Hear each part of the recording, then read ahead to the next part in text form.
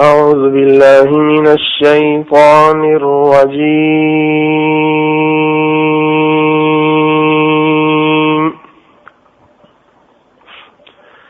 بسم الله الرحمن الرحيم.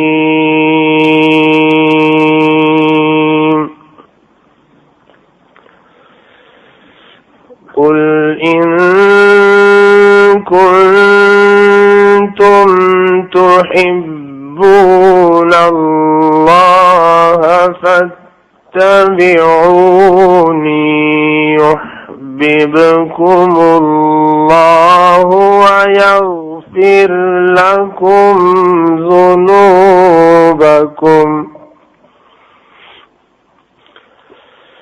والله غفور رحيم.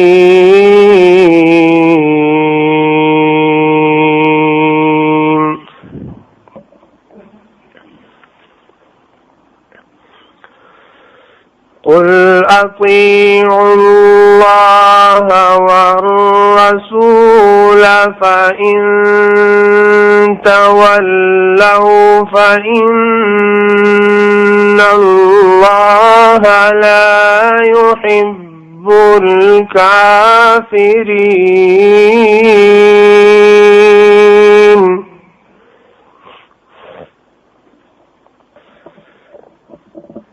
إن الله اصطفى آدم ونوحا وآل عمران على العالمين.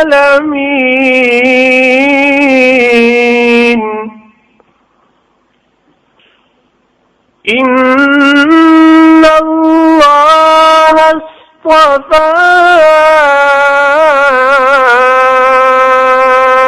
آدم وآل إبراهيم وآل عمران على العالمين.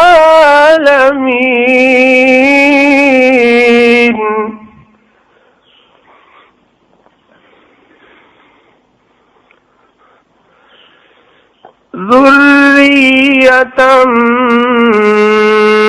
بعضها من بعض والله سميع عليم.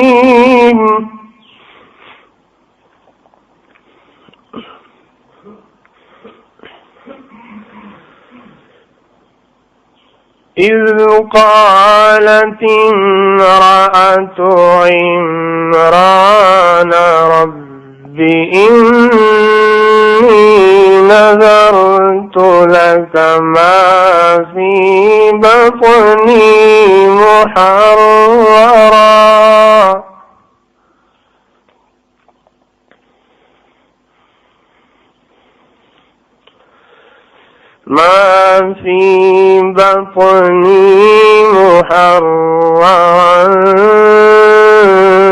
فتقبل مني.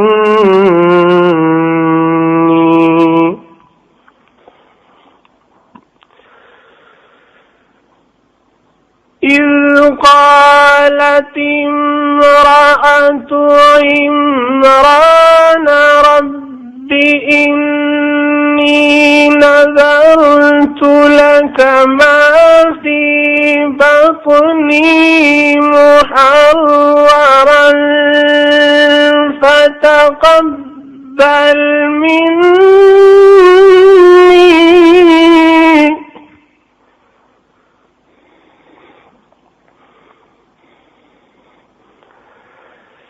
إنك أنت السميع العليم.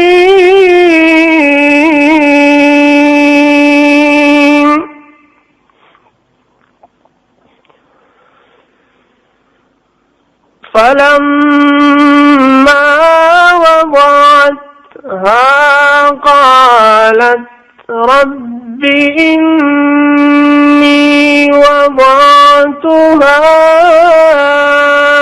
أنثى والله أعلم بما وضعت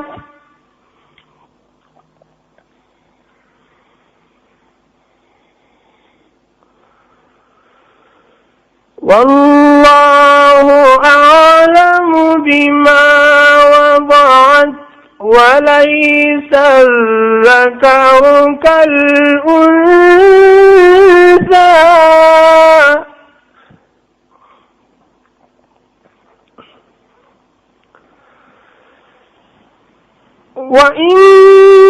وإني سميتها مريم وإني أعيذها بك وذريتها من الشيطان الرجيم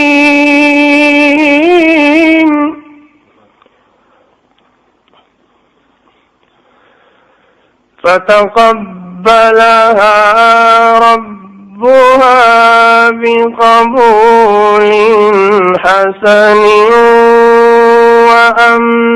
وأنبتها نباتا حسنا وكفلها زكريا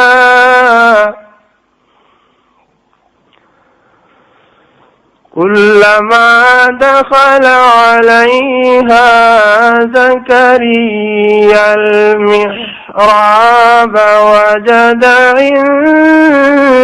عندها رزقا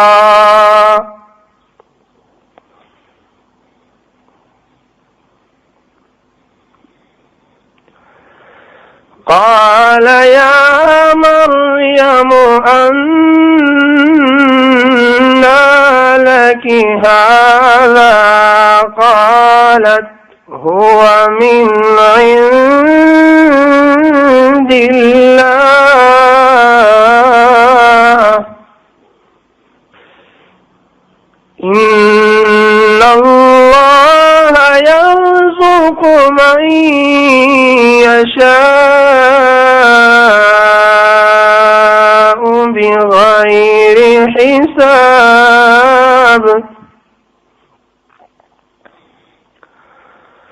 هنالك دعا زكريا ربه قال رب هب لي من لدنك ذرية طيبة إنك سميع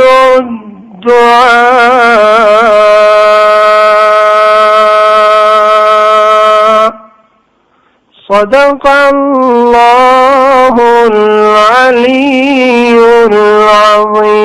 العظيم. الحمد لله وكفى وسلام على عباده الذين اصطفى أما بعد أعوذ بالله من الشيطان الرجيم بسم الله الرحمن الرحيم يا أيها الذين آمنوا قوا أنفسكم وأهليكم نارا وقودها الناس والحجارة وقال الله تعالى في مقام آخر والمؤمنون والمؤمنات بعضهم أولياء بعض يأمرون بالمعروف وينهون عن المنكر وقال رسول الله صلى الله عليه وسلم كلكم راع وكلكم مسؤول عن رعيته أو كما قال عليه الصلاة والسلام سبحان ربك رب العزة عما يصفون وسلام على المرسلين والحمد لله رب العالمين. اللهم صل على سيدنا محمد وعلى آل سيدنا محمد وبارك وسلم. اللهم صل على سيدنا محمد وعلى آل سيدنا محمد وبارك وسلم. اللهم صل على سيدنا محمد وعلى آل سيدنا محمد وبارك وسلم. انسان کی زندگی کے مختلف مراحل ہیں. کبھی بچپن ہے، لڑکپن ہے، جوانی ہے، بڑھاپا ہے. اس اعتبار سے دیکھا جائے تو عورت اپنی زندگی میں 4 مراحل سے گزرتی ہے. ایک وقت ہوتا ہے کہ یہ بیٹی ہوتی ہے، بہن ہوتی ہے، پھر بیوی بنتی ہے، پھر ماں بنتی ہے. اسی لحاظ سے اس کو گھر میں محبتیں بھی ملتی ہیں. ہر عورت کو اپنی زندگی میں 4 طرح کی محبتیں ملتی ہیں. پہلی محبت اسے بیٹی ہونے کے ناطے ملتی ہے. ماں باپ اور بیٹی کے درمیان محبت ایک فطری چیز ہے. اسی وجہ سے ماں باپ اپنی بیٹی کے بارے میں ہمیشہ نیک تمنائیں رکھتے ہیں، اس کی تربیت کے لیے فکر مند رہتے ہیں، اس کے اچھے رشتے کے لیے کوششیں کرتے رہتے ہیں. اور جب کوئی مناسب پرپوزل ہو جائے تو اپنی بیٹی کو رخصت کرتے ہیں، مگر رخصت کرتے ہوئے وہ سر سے بوجھ نہیں اتار رہے ہوتے، بلکہ اپنے جگر گوشے کو جدا کر رہے ہوتے ہیں. اس لیے ہم نے دیکھا کہ بچی کی رخصتی کے وقت ماں بھی رو رہی ہوتی ہے، باپ بھی رو رہا ہوتا ہے. حالانکہ وہ تو اپنے فرض سے سبکدوش ہو رہے ہیں، مگر ان کے دل میں یہ خیال ہوتا ہے ہم نے جس بیٹی کو اتنی محبتوں سے پالا، اتنی چاہتوں سے پروان چڑھایا، اب نہیں معلوم کہ آگے جا کر اس بیٹی کے ساتھ کیا سلوک ہوگا. اسے قدردانوں کا ساتھ ملے گا یا بے قدروں کا ساتھ ملے گا، اس کے نصیب کیسے ہوں گے. تو یہ دل میں ایک ایسی کیفیت ہوتی ہے جس کی وجہ سے وہ رو رہے ہوتے ہیں، دل میں نیک تمنائیں ہوتی ہیں، دعائیں کر رہے ہوتے ہیں، اور اپنی بیٹی کو اپنے مالک، اپنے رب کے حوالے کر رہے ہوتے ہیں. باپ بیٹی کے درمیان محبتوں کا ہونا ایک فطری چیز ہے.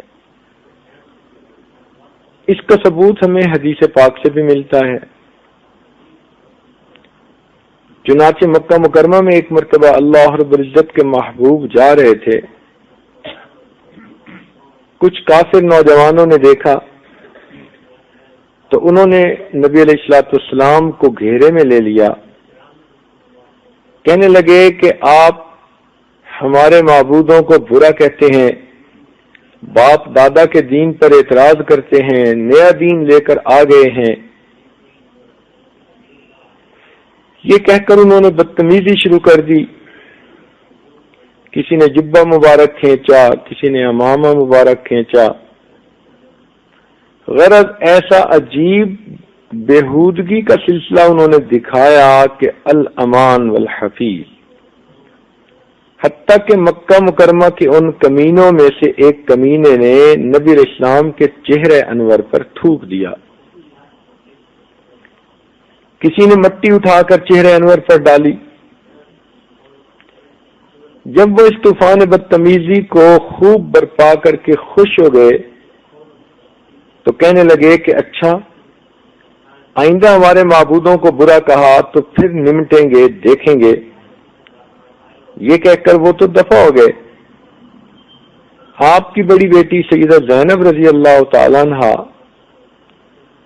ان کو کسی نے بتایا، لڑکپن کی عمر تھی، چنانچہ وہ پانی کا ایک پیالہ لے کر اپنے والد گرامی کی خدمت میں حاضر ہوئی۔ جب آپ کی کیفیت دیکھی تو ان کی آنکھوں میں سے آنسو آ گئے۔ نبی علیہ السلام نے اس پانی کو لے کر اپنے چہرے انور کو دھویا اور پھر فرمایا، بیٹی رو نہیں، جو پیغام تیرا والد لے کر آیا ہے، ایک وقت آئے گا کہ ہر کچے اور پکے مکان میں پہنچ کر رہے گا۔ یہ سیدہ زینب رضی اللہ تعالیٰ عنہ نبی علیہ السلام کی بڑی غمخوار تھیں۔ انہوں نے بیٹی ہونے کے ناطے بہت ساتھ دیا،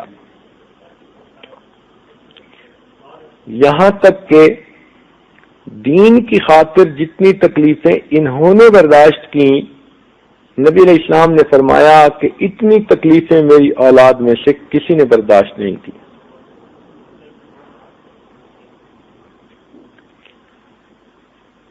ان کی شادی اپنے کزن کے ساتھ ہوئی تھی، ابو العاص ان کا نام تھا۔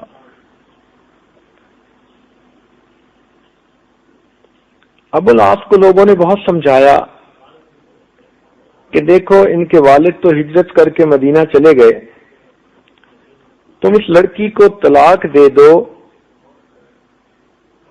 تو مکہ مکرمہ کے خاندانوں میں سے کوئی لڑکی جو حسن و جمال کی وجہ سے تمہیں اچھی لگتی ہو، ہم وہ تمہارے نکاح میں پیش کرنے کے لیے تیار ہیں۔ مگر ابو العاص کو زینب رضی اللہ تعالیٰ عنہ نے وہ محبتیں دی تھیں، وہ وفا دکھائی تھی کہ ان کی طبیعت کسی اور طرف مائل ہی نہیں ہوتی تھی۔ انہوں نے صاف انکار کر دیا کہ تم لوگوں نے سارے شہر کی خوبصورت لڑکیاں میرے سامنے پیش کر دیں، مگر جو تعلق مجھے زینب کے ساتھ ہے وہ کسی اور کے ساتھ نہیں، کیونکہ وہ ایمان نہیں لائے تھے شروع میں۔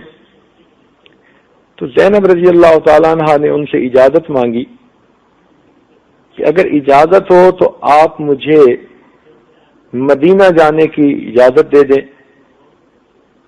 انہوں نے اجازت دے دی۔ جب یہ اپنی سواری پر سوار ہو کر مکہ مکرمہ سے نکلی تو کفار کو پتہ چل گیا۔ انہوں نے کہا، یہ کیسے ہو سکتا ہے کہ محمد صلی اللہ علیہ وسلم کی بیٹی ہو اور بقریت مکہ سے چلی جائے؟ چنانچہ وہ پیچھے سے آئے اور انہوں نے ان کی سواری پر حملہ کیا، جس کی وجہ سے یہ اونٹنی کے اوپر سے نیچے آ گری۔ حمل کی حالت تھی، کتابوں میں لکھا ہے کہ حمل بھی گر گیا، اور اس قدر تکلیف ہوئی، بقیہ پورا سفر مکہ سے مدینہ کا انہوں نے اس حالت میں کیا۔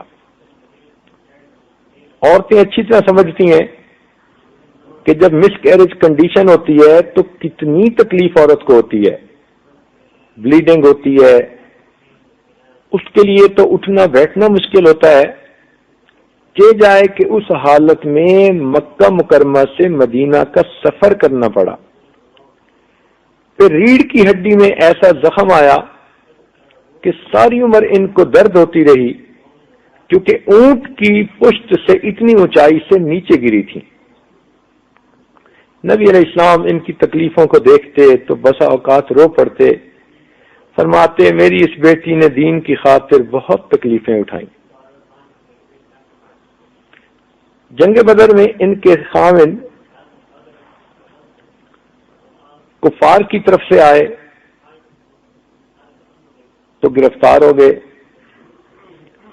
اب جب صحابہ کرام نے مشورہ کیا کہ ان کافروں سے فدیہ لے لیا جائے اور ان کو آزاد کر دیا جائے، تو مختلف لوگوں کے رشتہ داروں نے ان کی طرف سے فدیے کی رقم بھیجی۔ سیدہ زینب رضی اللہ تعالیٰ عنہ کو پتہ چلا تو ان کے پاس ایک ہار تھا، ایک لاکٹ تھا، اور وہ لاکٹ نبی علیہ الصلوۃ والسلام نے اپنی شادی کے وقت خدیجۃ الکبریٰ رضی اللہ عنہا کو پیش کیا تھا۔ جب زینب رضی اللہ عنہا کی شادی ہوئی تو والدہ نے وہی لاکٹ ان کو شادی کے خوشی میں پیش کیا، تو ان کے پاس تھا، تو انہوں نے وہی لاکٹ نبی علیہ السلام کی خدمت میں بھیجا، اے اللہ کے نبی یہ میرا ہار قبول کر لیجئے اور میرے خاوند کو آزاد کر دیجئے۔ کتابوں میں لکھا ہے کہ جب نبی علیہ السلام کی نظر اس ہار پر پڑی تو آپ نے اسے پہچان لیا کہ یہ میری بیٹی کو ہار شادی کی خوشی کے موقع پہ ملا تھا، اور آج یہ اس کو اپنے خاوند کی آزادی کے لیے دے رہی ہے۔ تو بیٹی کی محبت ایسی غالب آئی، نبی علیہ السلام کی مبارک آنکھوں میں سے آنسو آ گئے۔ جب صحابہ کرام نے نبی علیہ السلام کو روتے دیکھا تو پوچھا، اے اللہ کے نبی کیا معاملہ ہوا؟ تو نبی علیہ السلام نے بات بتائی۔ صحابہ نے مشورہ دیا، اے اللہ کے محبوب ان کو ہار بھی واپس کر دیا جائے اور ان کے خاوند کو بھی آزاد کر دیا جائے۔ چنانچہ یہ ایسا عمل تھا جو ابو العاص کے دل کے اوپر بہت اثر کر گیا، چنانچہ وہ واپس گئے اور کچھ عرصے کے بعد اللہ نے ان کو اسلام لانے کی توفیق عطا فرمائی۔ تو اس سے اندازہ لگائیے کہ نبی علیہ الصلوۃ والسلام کے دل میں سیدہ زینب رضی اللہ عنہا کی کتنی محبت تھی۔ چنانچہ ان کی بیٹی تھی امامہ بنت العاص۔ ایک مرتبہ نبی علیہ السلام امامت کے لیے مسجد میں تشریف لائے تو وہ آپ کے کندھے پر سوار تھیں۔ نواسی سے اتنا پیار تھا نبی علیہ السلام کو کہ آپ صلی اللہ علیہ وسلم نے جماعت کی امامت کروائی اور وہ آپ کے کندھے پہ سوار رہیں۔ جب آپ رکوع اور سجدے میں جاتے تو ان کو اتار کر قریب کھڑا کر دیتے، پھر رکوع اور سجدہ کر لیتے۔ جب قیام میں اٹھنے لگتے تو وہ بچی پھر کندھے پہ سوار ہو جاتی۔ اللہ تعالی کے محبوب نے نماز کی امامت اس حالت میں کروائی کہ امامہ آپ کے کندھے پر سوار تھی۔ اس سے اندازہ لگائیے کہ اللہ کے محبوب کو اپنی بیٹی سے کتنی محبت تھی کہ اس کی بیٹی بھی آپ کی آنکھوں کا تارا تھی۔ نبی علیہ الصلوۃ والسلام کو سیدہ فاطمہ الزہرا رضی اللہ عنہا سے بہت محبت تھی، چنانچہ وہ جب بھی آتی تھیں تو نبی علیہ الصلوۃ والسلام مرحبا کہہ کر ان کا استقبال فرماتے تھے، ان کو اپنی جگہ پر بٹھاتے تھے، فرمایا کرتے تھے فاطمہ بضعۃ منی، فاطمہ تو میرے دل کا ٹکڑا ہے۔ ایک مرتبہ سیدہ فاطمہ الزہرا رضی اللہ عنہا آئیں اور انہوں نے اپنی چادر کے کونے میں آدھی روٹی باندھی ہوئی تھی، وہ نکال کر نبی علیہ السلام کی خدمت میں پیش کی۔ ابا جان آپ یہ میری طرف سے ہدیہ قبول کر لیجئے۔ حضرت علی رضی اللہ تعالیٰ عنہ کچھ آٹا لائے تھے، میں نے ان کی روٹیاں بنائیں، سب کے حصے میں ایک ایک روٹی آئی۔ جب میں اپنی حصے کی روٹی کھانے لگی تو میرے دل میں خیال آیا، فاطمہ تم خود تو کھانا کھا رہی ہو، پتہ نہیں تمہارے ابا حضور کو کھانے کو کچھ ملا یا نہیں، تو ابا حضور میں نے آدھی روٹی بچائی اور آپ کے لیے تحفہ لائی ہوں۔ سبحان اللہ، ایسی بیٹیاں اللہ ہر ایک کو نصیب فرمائے۔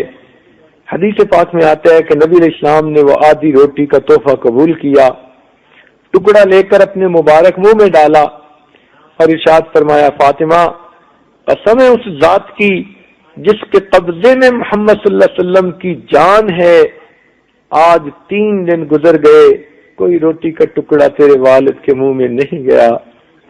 تو بیٹی کو باپ سے محبت دیکھیے کہ کھانا کھاتے ہوئے اسے احساس ہوا کہ معلوم نہیں ان کے پاس کچھ ہے یا نہیں، تو بیٹی کو باپ سے محبت ہوتی ہے، باپ کو بیٹی سے محبت ہوتی ہے۔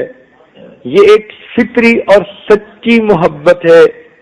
شریعت کہتی ہے کہ اگر اس محبت کی وجہ سے بیٹی اپنی زندگی کے کام ماں باپ سے نکلوا سکتی ہے، اپنی تمنائیں ماں باپ سے پوری کروا سکتی ہے تو پھر یہ اس محبت کے تعلق کو دین کے لیے استعمال کیوں نہیں کر سکتی؟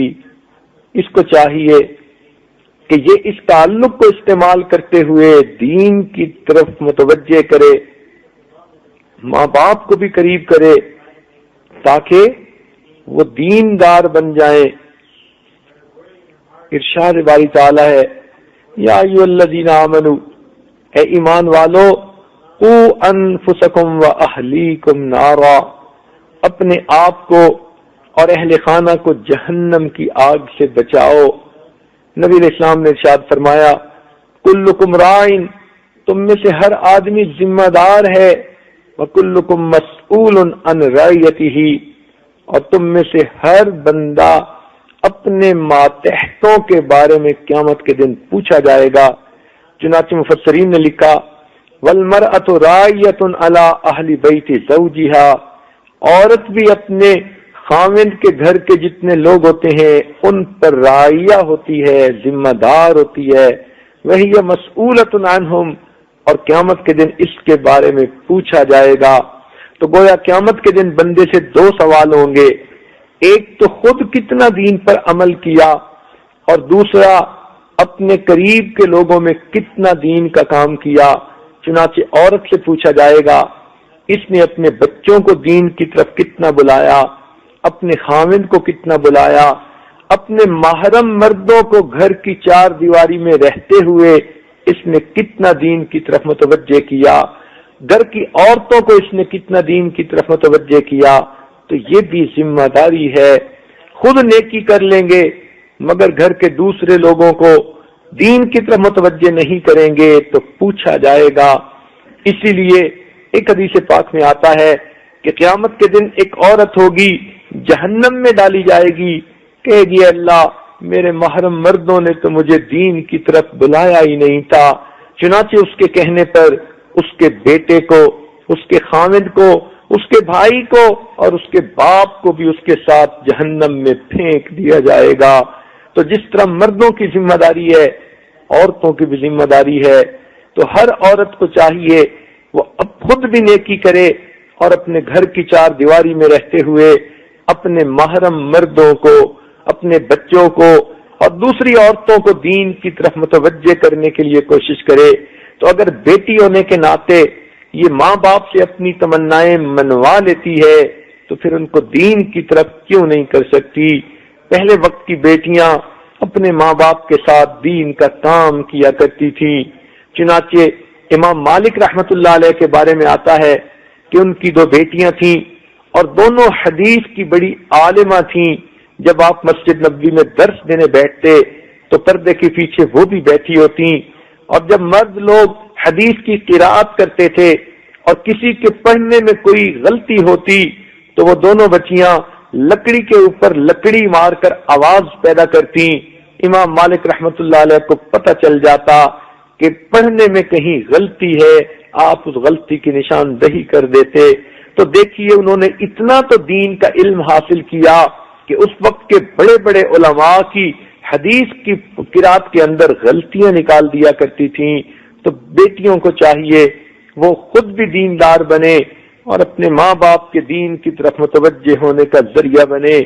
دوسری محبت عورت کو اپنی زندگی میں بہن کی حیثیت سے ملتی ہے، چنانچہ یہ بھی ایک فطری اور سچی محبت ہے۔ بہن کو دوسری بہنوں سے پیار ہوتا ہے، بھائیوں سے پیار ہوتا ہے۔ چنانچہ ہم نے دیکھا عورت اپنے گھر میں بہت خوشیوں بھری زندگی گزار رہی ہے، خاوند بھی محبت دینے والا، گھر بھی بڑا ہے، رزق بھی کھلا ہے، اپنی من پسند کی اللہ نے اولاد بھی عطا فرما دی۔ لیکن اگر اس عورت کو اطلاع مل جائے تمہارے بھائی کو ہارٹ اٹیک ہوا اور وہ ہاسپٹل میں داخل ہے، آپ دیکھیں گے کہ اس جوان بچی کا دل مغموم ہو جائے گا، اداس ہو جائے گا۔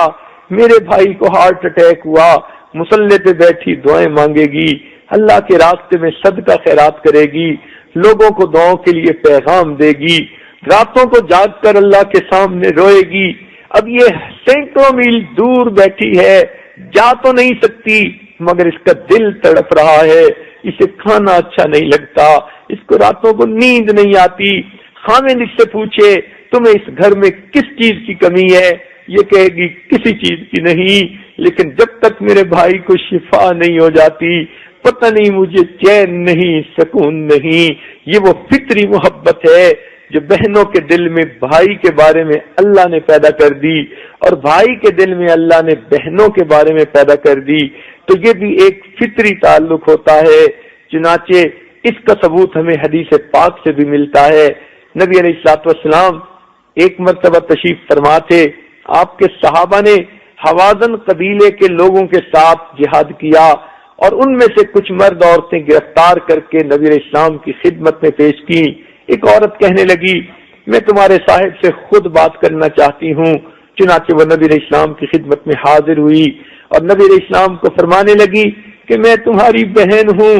نبی علیہ السلام نے حیران ہو کر دیکھا، وہ کہنے لگی کہ میرا نام شیما ہے اور میں حلیمہ سعدیہ کی بیٹی ہوں اور آپ کی رضائی بہن ہوں، اور جس وقت آپ چھوٹے تھے میں آپ کو گود میں کھلایا کرتی تھی، میں آپ کو لے کر باہر جاتی تھی، لوریاں دیا کرتی تھی، آپ کے جسم کے فلاں جگہ پر ایک چھوٹا سا زخم کا نشان بھی تھا۔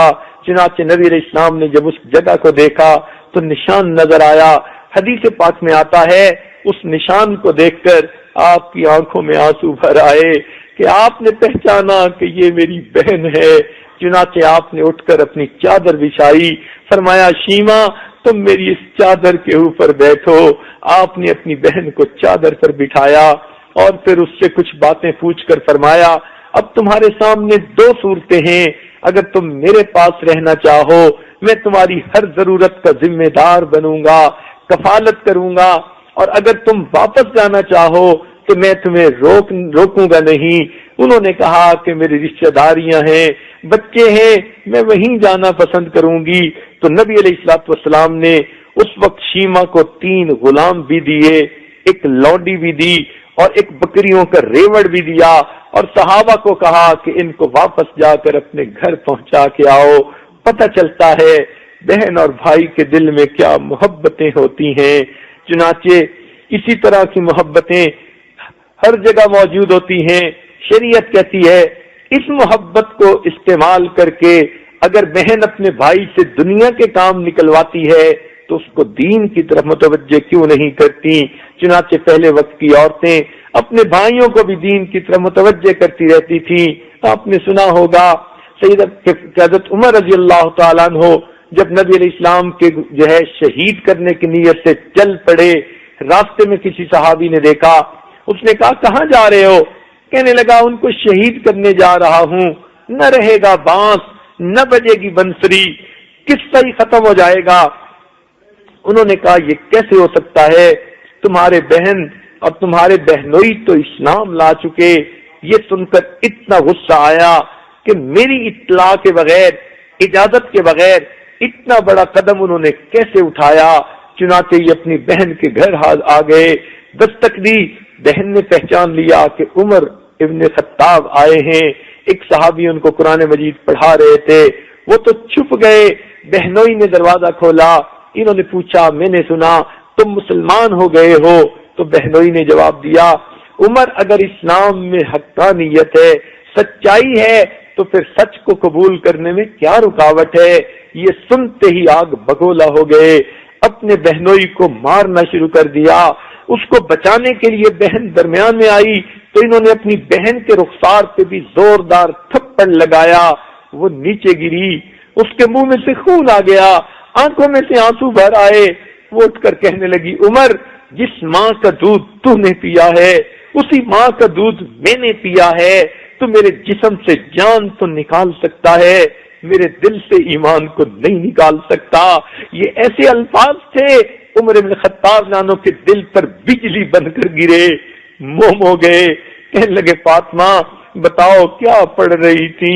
فاطمہ کہنے لگی عمر تم مشرک ہو، نجاست ہے تمہارے ساتھ، جب تک غسل نہیں کرو گے اس پاک کلام کو ہاتھ نہیں لگا سکو گے۔ چنانچہ غسل کیا اور پھر وہ پاک کلام پڑھا۔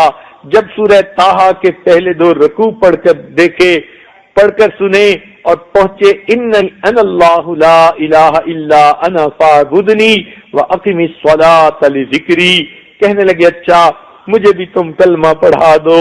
جب یہ بات کہی تو اس وقت وہ صحابی جو چھپے ہوئے تھے وہ بھی باہر آئے اور انہوں نے اللہ اکبر کے الفاظ کہے، فرمانے لگے عمر تمہیں مبارک ہو، میں نے اپنے محبوب کو دیکھا، دعا مانگ رہے تھے اللہ یا تو عمر ابن خطاب کو ایمان کی دولت عطا فرما یا عمر ابن حشام کو ایمان کی دولت عطا فرما، تمہارے بارے میں میرے آقا کی دعا قبول ہو گئی۔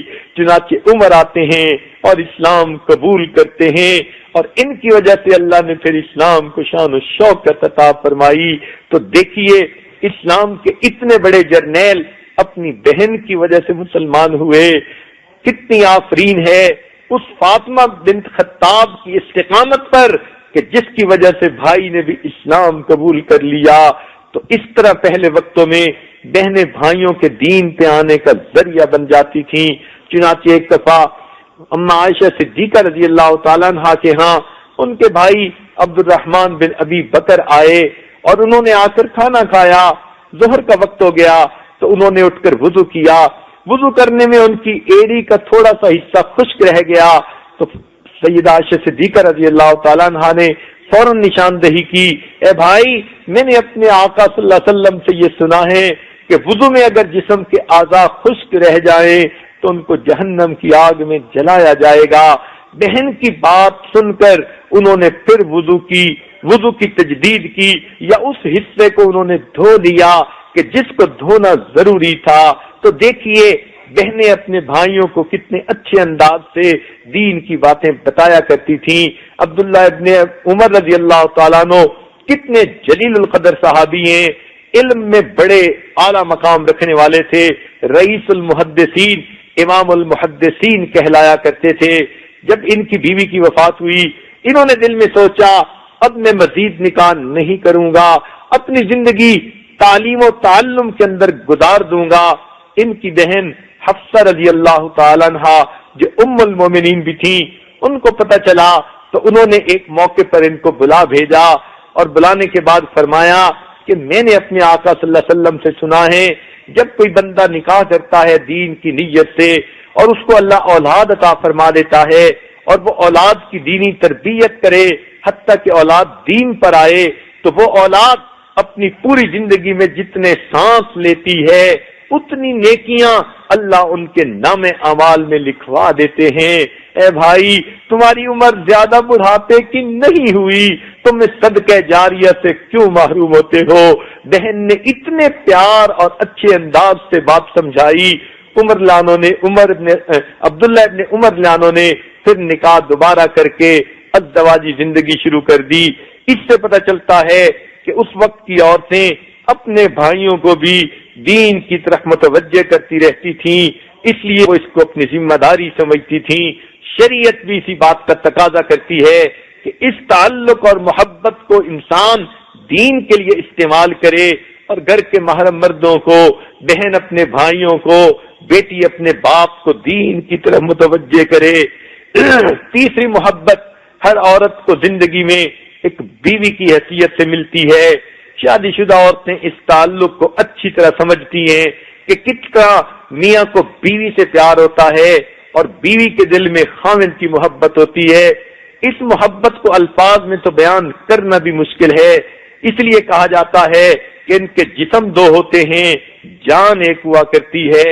واقعی اللہ تعالیٰ نے میاں بیوی کے درمیان وہ پیار رکھ دیا، وہ محبتیں رکھ دی کہ اس کو الفاظ میں تو بیان کر ہی نہیں پاتے۔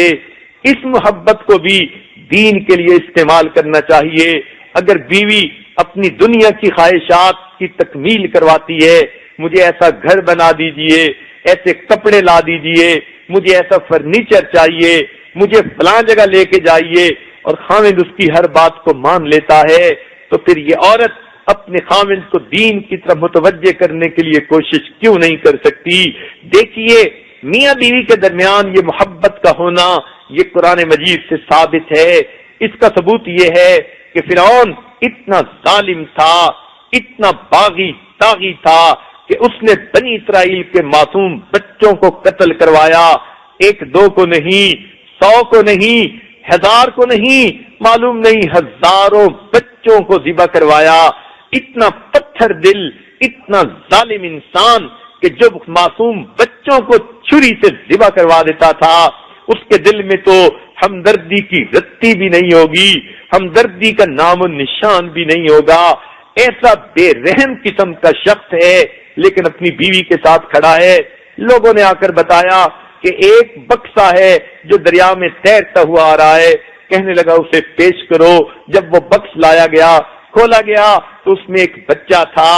بیوی نے دیکھا، ان کی بیوی کا نام آسیہ بنت مزاحم تھا۔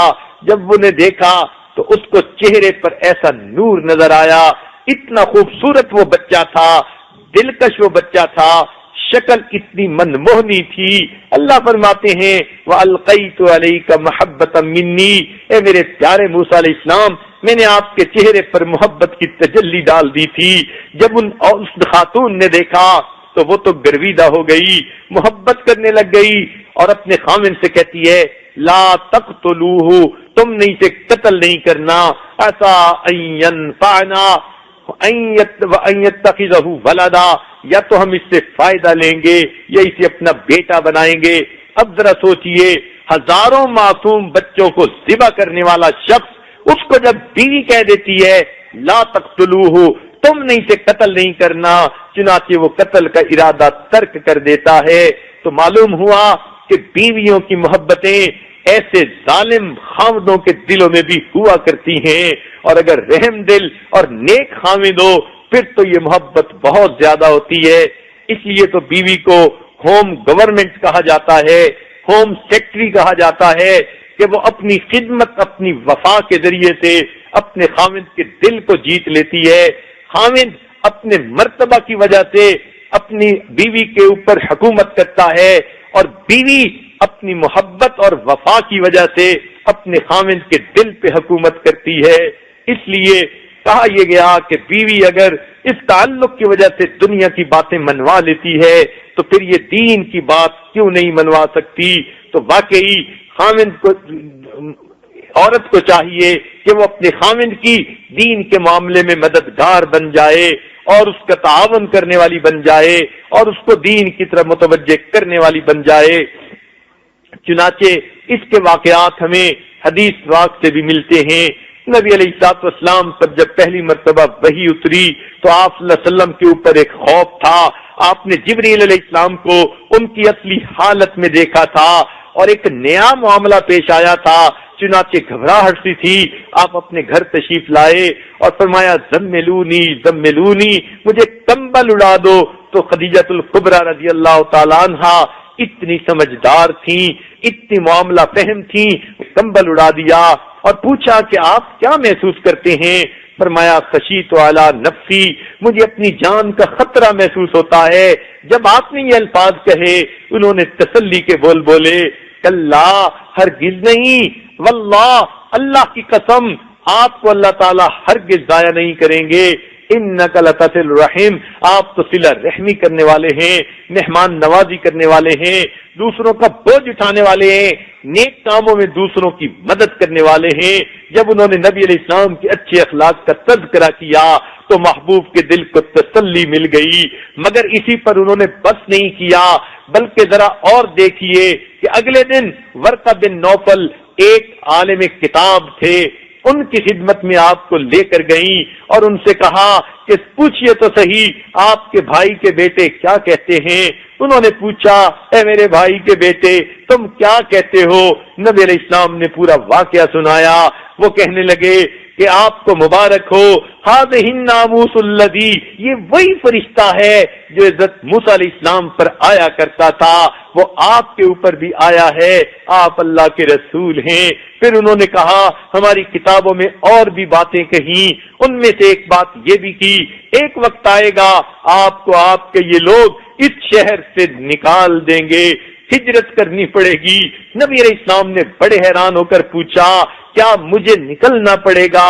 او مخرجین؟ تو انہوں نے کہا ہاں، اے کاش میں اس وقت زندہ ہوتا تو میں آپ کا مددگار بنتا۔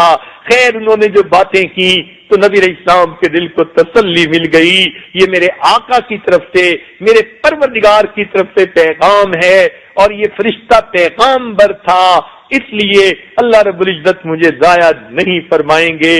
تو دیکھیے نیک بیوی، سگڑ اور دانا بیوی، وہ اس طرح اپنے خامن کے معاملے میں اس کے غم کو دور کرنے کا سبب بن جاتی ہے۔ یہ اتنی اچھی بیوی تھی کہ نبی علیہ الصلوۃ والسلام ان سے بہت محبت فرمایا کرتے تھے۔ ان کا جب شروع میں نکاح ہوا تو یہ بڑی مالدار عورت تھی، قریش کی بڑے مالدار شخصیتوں میں ان کا نام آیا کرتا تھا۔ ان کے بڑے بڑے جو ہے اونٹوں کے قافلے سامان لے کر تجارت کے لیے آیا جایا کرتے تھے۔ لوگوں نے باتیں شروع کر دی کہ دیکھیے اتنا غریب ہے نبی علیہ الصلوۃ والسلام کے بارے میں، اور اتنی امیر عورت نے ان سے شادی کر لی۔ جب ان تک یہ بات پہنچی انہوں نے نبی علیہ الصلوۃ والسلام کی خدمت میں عرض کیا، اے اللہ کے محبوب، میرے پاس جو کچھ مال ہے میں نے آپ کی خدمت میں وہ مال پیش کر دیا، اب آپ کو کوئی غریب کا دانہ نہیں دے سکتا۔ چنانچہ لوگوں نے کہنا شروع کر دیا دیکھو یہ تو کتنے امیر بن گئے اور ان کی بیوی اب کتنی غریب ہو گئی۔ اندازہ لگائیے بیوی نے اپنے اوپر تانا لے لیا مگر اپنے خاوند کے متعلق بات سننی گوارا نہ کی۔ اتنا ایثار کوئی دکھا سکتا ہے؟ اتنے ایثار کی کوئی مثالیں قائم کر سکتا ہے؟ اپنا نام، اپنا سب کچھ، اپنی عزت، اپنا مال نبی علیہ السلام کی خدمت میں پیش کر کے کہا آقا آپ کے بارے میں کوئی بات نہ کر سکے، کوئی غریب کہنا چاہتا ہے وہ خدیجہ کو غریب کہے، آپ امیر ہیں، اب میں آپ کے جو ہے وہ خدمت میں حاضر ہوں۔ تو نبی علیہ الصلوۃ والسلام کو ان کا یہ ایثار بہت پسند آیا۔ چنانچہ ایک مرتبہ نبی علیہ الصلوۃ والسلام کے پاس ان کی بہن آئی، نبی علیہ السلام نے جب ان کی آواز سنی تو بہنوں کی آوازیں ایک ہی جیسی ہوا کرتی ہیں، آپ کو خدیجہ کبریٰ لانا یاد آ گئی، مبارک آنکھوں سے محبت کی وجہ سے آنسو آ گئے۔ سیدہ عائشہ صدیقہ رضی اللہ تعالیٰ عنہا نے دیکھا، حیران ہو گئیں، کہنے لگی اے اللہ کے نبی آپ کو خدیجہ الکبریٰ سے اتنی محبت، ان کو تو فوت ہوئے بھی اتنا عرصہ گزر گیا، اب بھی آپ ان کو یاد کر کے رو رہے ہیں۔ تو نبی علیہ السلام نے فرمایا عائشہ آمنت بی اذ کفرنی الناس، اس عورت نے اس وقت مجھ پر ایمان لایا جب لوگوں نے میرا انکار کیا، وصدقنی اذ کذبنی الناس، اس نے میری اس وقت تصدیق کی جب لوگوں نے میرا انکار کیا، مجھ سے نبی ماننے سے انکار کر دیا، وواسطنی، اور اس نے مواسات کا اس وقت مجھے جذبہ دکھایا، بمالہا، اپنے مال کے ذریعے سے، اذ حرمنی الناس، جب لوگوں نے مجھے محروم کر دیا۔ تو گویا ان کے اچھے اخلاق نبی علیہ السلام کو ان کی وفات کے بعد بھی یاد آئے۔ یاد رکھیے گا عورت کی قربانیاں، عورت کی محبتیں، عورت کی ہمدردیاں خاوند کبھی نہیں بھولا کرتا، فوت بھی ہو جائے اسے تنہائیوں میں وہ یاد آیا کرتی ہیں۔ نبی علیہ السلام کو دیکھیے اپنی بیوی کی محبتوں بھری باتیں اتنے عرصے بعد بھی یاد رہی، اور آپ نے کہا کہ اس نے میرے ساتھ یہ اچھا سلوک کیا تھا۔ سبحان اللہ، یہ کتنی اچھی بیوی تھی، اللہ اکبر۔ جب انہوں نے یہ قربانی کی اللہ کے ہاں قربانی قبول ہو گئی۔ حدیث پاک میں آتا ہے کہ جب انہوں نے اپنا مال بھی اپنے محبوب کے حوالے کر دیا اور خود غریب کہلانے لگی، تو اس وقت ایک مرتبہ نبی علیہ السلام تشریف فرما تھے، تو اس وقت نبی علیہ السلام نے فرمایا یا خدیجہ ھذا جبرائیل، اے خدیجہ یہ آپ کے پاس جبرائیل علیہ السلام آئے ہیں، یقرئ کی السلام، یہ آپ کو سلام کہہ رہے ہیں، من ربک، آپ کے رب کی طرف سے۔ سبحان اللہ، ادھر ابوبکر صدیق نے سب مال پیش کر دیا تھا، تو اس وقت بھی جبرائیل علیہ السلام نے آ کر اللہ تعالیٰ کی طرف سے سلام پیش کیے تھے۔ ادھر خدیجہ الکبریٰ نے بھی سب مال پیش کر دیا، ان کو بھی جبرائیل علیہ السلام نے آ کر رب کی طرف سے سلام بھیجے۔ چنانچہ یہ اس وقت خوش ہو کر کہنے لگی للہ السلام، اللہ تعالیٰ خود بھی سلام ہے، ومنہ السلام، ان کی طرف سے سلامتی ہے، وعلی جبرائیل السلام، اور جبرائیل پر بھی سلام ہو۔ چنانچہ ان بات کو سن کر جبریل علیہ السلام نے کہا کہ اللہ رب العزت نے فرمایا ہے بشرھا بیت فی الجنہ، اس قربانی پر خدیجہ کو قیامت کے جنت کے اندر ایک گھر کی خوشخبری عطا فرما دیجئے۔ سبحان اللہ۔ تو دیکھیے جب انسان اللہ کے لیے قربانیاں کرتا ہے، اللہ تعالیٰ کتنے قدردان ہیں، سلام بھیجتے ہیں، جنت میں گھر کی خوشخبریاں دیتے ہیں۔ یہ اللہ رب العزت کی رحمتیں ہیں اور اللہ تعالیٰ کی قدردانی ہے اپنے بندوں کی۔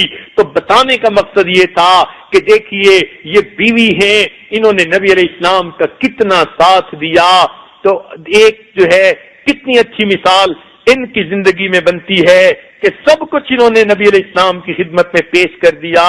دوست اگر جاں طلبی جاں بے تو بخشم، ون جانچے عزیزت بگو آنچ تو بخشم، اے دوست تو نے اگر جان طلب کی تو میں نے تجھے اپنی جان سپرد کر دی، اور اگر تو اس سے بھی کوئی چیز عزیز جانتا ہے اس کا حکم کر، میں وہ بھی پیش کرنے کے لیے تیار ہوں۔ سبحان اللہ۔ یہ خدیجۃ الکبریٰ عنہا کی قربانی تھی۔ چنانچہ موقع کے مطابق یہ نبی علیہ الصلوۃ والسلام کی خدمت میں مشورہ دیا کرتی تھیں۔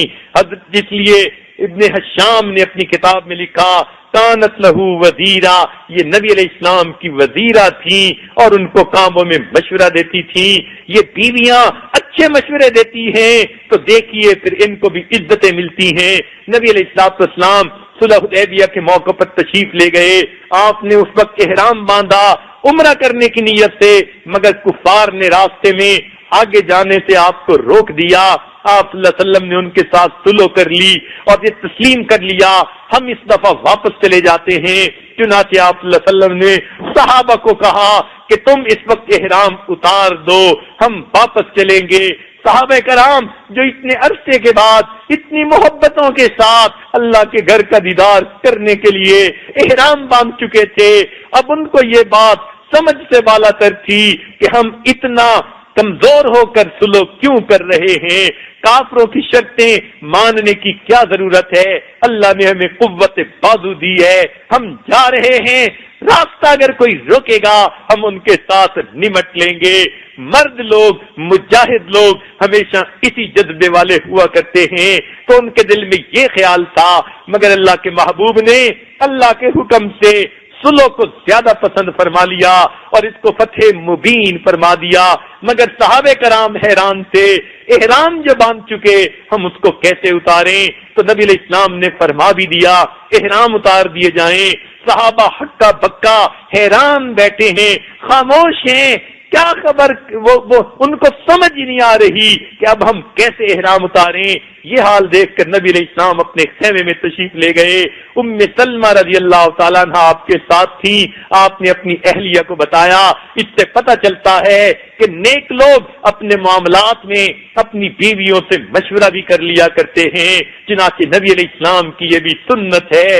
مرد لوگوں کو چاہیے وہ بھی کم از کم اپنے گھر کے معاملات میں اپنی بیوی سے مشورہ ضرور کر لیا کریں، کیوں اس میں بھی اللہ نے برکتیں رکھی ہیں۔ وَأَمْرُهُمْ شُورَىٰ بَيْنَهُمْ، اور ان کا تو عمل آپس میں مشورہ ہوتا ہے اور اس کے ساتھ گویا اچھی زندگی گزرتی ہے۔ مشورہ کرنے سے اللہ تعالیٰ بہت ساری پریشانیوں سے بندے کو بچا دیتے ہیں، گھر میں الفتیں محبتیں بڑھ جاتی ہیں اور ایک دوسرے کے ساتھ غلط فہمیاں پیدا نہیں ہوا کرتی۔ تو دیکھیے اللہ رب العزت کے محبوب نے اپنی اہلیہ کے سامنے جا کر یہ کیفیت بتائی کہ اسماء میں نے کہہ دیا ہے سب کو کہ وہ اپنے جو ہے جانوروں کو ذبح کر دیں اور اپنے احرام اتار دیں، مگر سب حیران ہیں، ان کے تو عقل میں بھی نہیں تھی کہ ہمیں رستے سے واپس جانا پڑے گا، اب کیا کیا جائے؟ اسماء رضی اللہ تعالیٰ عنہ، ام سلمہ رضی اللہ تعالیٰ عنہ اتنی زیادہ عقل مند تھیں، انہوں نے کہا اے اللہ کے محبوب آپ کیوں پریشان ہوتے ہیں، آپ خیمے سے باہر تشریف لے جائیے، اپنے جانور کو ذبح کر دیجئے اور اپنے احرام کو اتار دیجئے. جب آپ ایک عمل کریں گے یہ سب آپ کے عاشق صادق ہیں، یہ وہی کریں گے جو آپ کو کرتا ہوا دیکھیں گے. اتنا پیارا مشورہ تھا. اللہ کے محبوب باہر تشریف لائے، آپ نے اپنے جانور کو ذبح کیا، احرام اتارا. عاشقوں نے دیکھا، انہوں نے بھی جانور ذبح کر کے احرام اتار دیے. دیکھیے اتنا بڑا مسئلہ اتنی آسانی کے ساتھ حل ہو گیا. تو دیکھیے میاں بیوی کو آپس میں محبتیں بھی ہوتی ہیں، تو بیویوں کو چاہیے کہ اس طرح خامدوں کی ہمدردی کیا کریں، ان کو اچھے مشورے دیا کریں، ان کے ساتھ اخلاص کی زندگی گزارا کریں. ان کی خاطر کوئی بھی قربانی دینی پڑے تو قربانی دینے سے پیچھے نہ ہٹیں. تو پھر خاوند کے دل میں خود بخود بیوی کی محبت آتی ہے. اللہ کے محبوب اپنی بیویوں کے ساتھ بہت محبت کی زندگی گزارتے تھے. چنانچہ اس کے تو بہت سارے واقعات ہیں، اس محفل میں اکیلے تو بیان ہو نہیں سکتے. بتانا صرف اتنا مقصود تھا کہ ام سلمہ رضی اللہ تعالیٰ عنہ کے مشورے نے دیکھو کیسا اچھا کام کر دکھایا. تو بیویاں جب خلوص کا مظاہرہ کرتی ہیں تو خامدوں کے دل میں اپنی جگہ بنا لیتی ہیں. چنانچہ دوسری مثال نبی علیہ السلام کی بڑی صاحبزادی زینب رضی اللہ تعالی عنہا کی ہے. ان کو ان کے خاوند جو ہے نے اتنی محبت دی کہ اگر وہ جو ہے ہجرت کے لیے بھی تیار ہو گئی تو خاوند نے بات کو مان لیا. پیچھے قریش مکہ نے پوری کوشش کی کہ ان کا نکاح کسی اور لڑکی کے ساتھ کر دیا جائے. اب ذرا آپ غور تو کیجئے، کسی مرد کو آ کر اگر یوں کہا جائے اس پورے شہر میں تمہیں جو لڑکی زیادہ خوبصورت لگے، پسند آئے، ہم اس کے ساتھ تمہارا نکاح کر دیں گے، تو مرد کے دل میں تو میلان پیدا ہو ہی جاتا ہے، اتنی اچھی خوبصورت بیوی مل جائے گی. مگر نہیں، زینب رضی اللہ تعالیٰ عنہ نے اپنی وفا سے، اپنی خدمت سے، اپنی محبتوں سے خاوند کے دل پہ ایسی چھاپ لگا دی تھی، محبت کی وہ حرارت ان کو دے دی تھی. اب انہیں کوئی چیز اچھی نہیں لگتی تھی، اگرچہ اس وقت انہوں نے اسلام قبول نہیں کیا، مگر صاف کہہ دیا میں ان کو طلاق ہرگز نہیں دے سکتا. یوں سمجھیے گویا یوں کہہ دیا میری زندگی تو ان کے بغیر ادھوری ہے. تو نیک بیویاں یوں اپنی نیکی کی وجہ سے اپنے خامدوں کے دلوں میں اپنی جگہ بنا لیتی ہیں. تو بیویاں جہاں دنیا کے معاملے میں خامد کی مددگار بنے، دین کے معاملے میں کیوں نہ بنے. اس لیے ہم اگر تاریخ اسلام کو پڑھتے ہیں تو کتنی صحابیات ہیں جنہوں نے اپنے خامدوں کو دین کی طرف دعوت دی اور بالآخر ان کے دین قبول کرنے کا ذریعہ بن گئی. چنانچہ ایک صحابیہ، ان کا نام ام حکیم رضی اللہ تعالیٰ عنہ ہے، وہ اکرمہ رضی اللہ تعالیٰ عنہ کی بیوی ہیں، اور یہ اکرمہ ابو جہل کے بیٹے ہیں، مسلمانوں کے بہت بڑے دشمن ہیں، مسلمانوں کے خلاف ہر وقت سازشیں کرنے میں مصروف رہتے ہیں. انہوں نے مسلمانوں کی مخالفت میں کوئی کمی نہ چھوڑی. چنانچہ جب مکہ فتح ہوا تو اگلے دن ام حکیم نبی علیہ السلام کی خدمت میں حاضر ہوئی اور انہوں نے اسلام قبول کر لیا. اسلام قبول کرنے کے بعد نبی علیہ السلام کی خدمت میں عرض کیا، اے اللہ کے محبوب، آپ میرے خامد کو جان کی امان دے دیجئے تو وہ آپ کی خدمت میں آئیں گے اور اسلام قبول کر لیں گے. نبی علیہ السلام نے فرمایا اگر اسلام قبول کر لے تو اس کی جان کو امان دے دی جاتی ہے. چنانچہ یہ خوشی کا پیغام سن کر یہ اپنے خامن کو تلاش کرنے نکلی. دور کا سفر کرنا پڑا.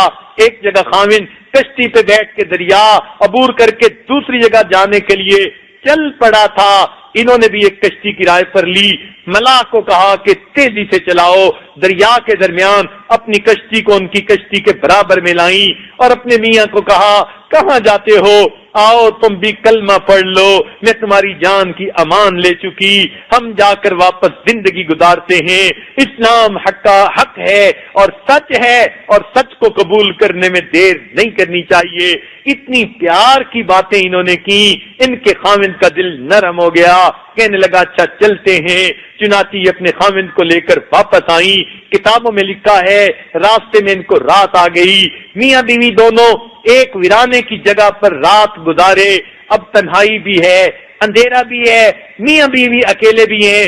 ان کے خاوند کو ان سے علیحدہ ہوئے کئی دن گزر گئے تھے تو خاوند کے دل میں یہ چاہت ہوئی کہ بیوی سے اکٹھا ہوں، ان کے ساتھ ملاپ کرے، مگر انہوں نے محبت سے اپنے خاوند کو روک دیا۔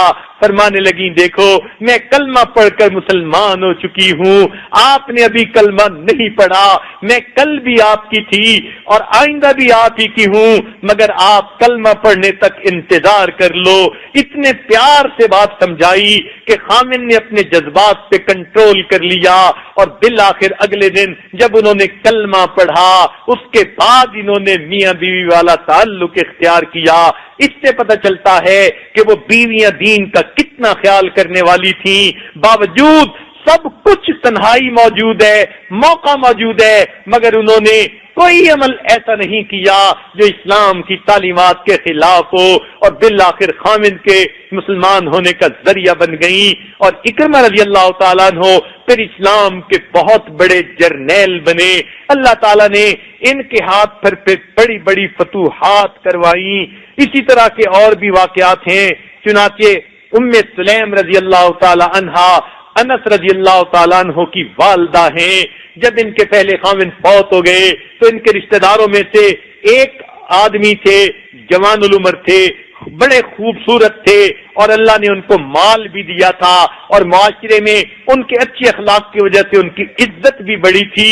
ان کے دل میں خیال آیا کہ وہ ام سلیم سے نکاح کر لیں، چنانچہ دور کی رشتہ داری بھی تھی، انہوں نے خود پیغام نکاح دیا اور ام سلیم رضی اللہ عنہا سے کہا کہ آپ میرے ساتھ نکاح کر لو، آپ بیوہ ہو، میں آپ کو اپنی شریک حیات بنانا چاہتا ہوں۔ انہوں نے آگے سے جواب دیا کہ دیکھیں آپ ایک ایسا اچھا رشتے ہیں کہ اگر دنیا کی کسی عورت کی طرف آپ کا رشتہ چلا جائے وہ عورت انکار نہیں کر سکتی، مگر ایک فرق ہے، میں کلمہ پڑھ کر مسلمان بن چکی ہوں اور آپ نے ابھی جو ہے کلمہ نہیں پڑھا، آپ کافر ہیں، اور مسلمان عورت کافر کے نکاح میں آ نہیں سکتی۔ چنانچہ یہ سن کر وہ چلے گئے، کہنے لگے میں تو اسلام قبول نہیں کرتا۔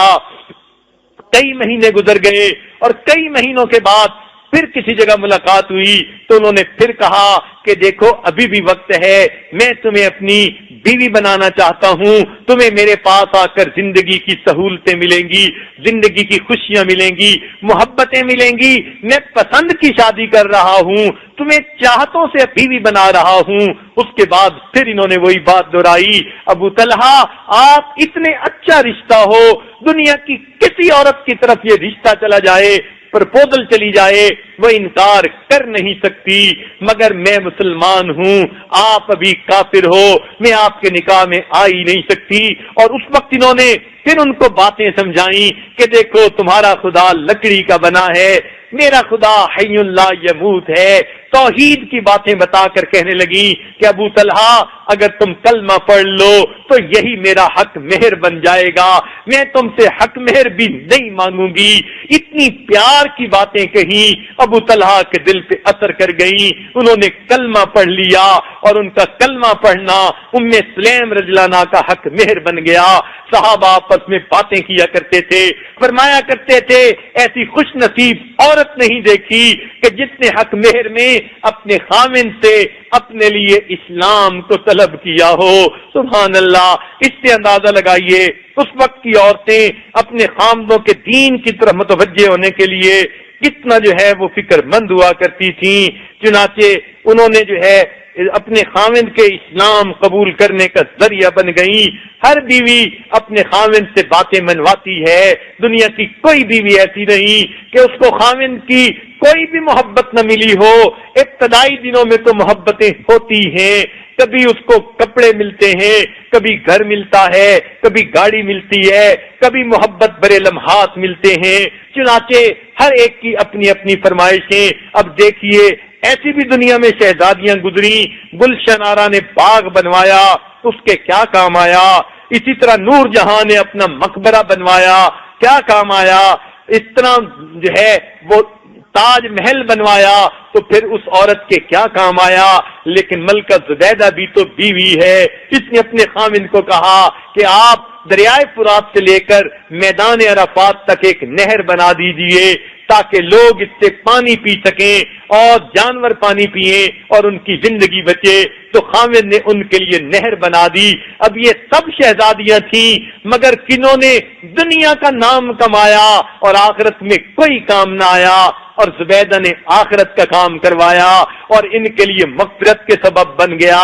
تو اسی طرح بیوی فرمائشیں اگر دنیا کی کر سکتی ہے، شریعت کہتی ہے اس محبت کو یہ استعمال کر کے اپنے خاوند کو دین کی طرف بھی متوجہ کرے تاکہ خاوند جو ہے وہ دین کی طرف آ جائے، تو واقعی یہ بات ایسی ہے۔ چنانچہ نیک بیویاں شروع سے اپنے خاوندوں کی دین کے اوپر معین اور مددگار ہوا کرتی ہیں۔ چنانچہ ایک حدیث پاک میں فرمایا کہ نیک اور اچھی بیویاں جو اللہ تعالیٰ کو پسندیدہ ہیں، ان کی صفت میں سے ایک صفت یہ ہے کہ وہ صبح تہجد کے وقت اپنے خاوند کو جگایا کرے۔ آج کتنی عورتیں ہیں جو تہجد میں خاوند کو جگاتی ہیں یا فجر میں جگاتی ہیں؟ سبحان اللہ، یہ نعمت تو بہت کم عورتوں کو نصیب ہے۔ حتیٰ کہ کئی تو ایسی ہیں خاوند جگاتے رہتے ہیں اور وہ لیس ہو کر بستر پر پڑی رہتی ہیں، اور کئی تو ایسی ہیں منہ پھٹ قسم کی کہ آگے سے اگر خاوند نے کہہ بھی دیا اٹھ کے نماز پڑھ لو، جواب دیتی ہیں میں نے اپنی قبر میں جانا ہے، تمہاری قبر میں نہیں جانا، مجھے تنگ نہ کرو، مجھے سونے دو۔ تو دیکھیے کتنا فرق ہے۔ شریعت کہتی ہے ان محبتوں کو دین کے لیے استعمال کیجیے۔ چنانچہ بیویاں پہلے وقتوں میں دین کے معاملے میں اپنے خاوندوں کی مددگار بنتی تھیں، اور دیکھیے کتنی بڑی بڑی شخصیتیں اپنی بیویوں کی وجہ سے دین کے اوپر آئیں۔ یہ بھی محبتیں دین کے لیے استعمال ہونی چاہیے۔ چوتھی محبت عورت کو دنیا کے اندر ماں کی حیثیت سے ملتی ہے۔ ماں کو اولاد سے والہانہ محبت ہوتی ہے، اولاد کو ماں سے محبت ہوتی ہے۔ اولاد کو ماں سے کتنی محبت ہے اس کو تو الفاظ میں بیان نہیں کر سکتے۔ یاد رکھیے بلکہ ماں سے بھی زیادہ بلکہ باپ سے بھی زیادہ اولاد کو ماں سے محبت ہوتی ہے، اس لیے کہ ماں ان کو پالنے میں زیادہ قربانی کرتی ہے، پیدائش کے وقت بھی زیادہ قربانیاں اسی کی ہوتی ہیں، اور پرورش میں بھی اس کی قربانیاں زیادہ ہوتی ہیں، اس لیے ان کو ماں سے زیادہ محبت ہوتی ہے۔